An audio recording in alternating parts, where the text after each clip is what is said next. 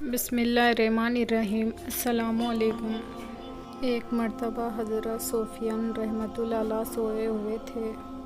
ان کو خواب میں کسی بزرگ کی زیارت ہوئی اور فرمایا کہ تمہارے پڑوسی کا جنازہ تیار ہے، تم جا کر اس کو جنازہ پڑھاؤ۔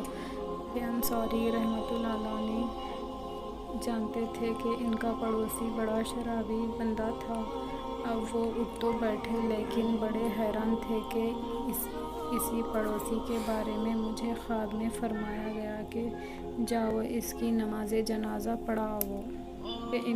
ان کے دل میں خیال آیا کہ ہو سکتا ہے اس کی کوئی وجہ ہو، چنانچہ انہوں نے اس کے اہل خانہ سے پوچھا کہ اس کی موت کس حال میں آئی۔ انہوں نے جواب دیا کہ یہ ایک غافل سا بندہ تھا، لیکن موت کے وقت اس کی آنکھوں میں آنسو تھے اور یہ اللہ تعالیٰ سے یوں فریاد کر رہا تھا کہ اے دنیا آخرت کے مالک، اس شخص پر رحم فرما جس کے پاس نہ دنیا ہے نہ آخرت۔ صدقے اللہ تعالیٰ نے موت کے وقت اس کے گناہوں کو معاف فرما دیے۔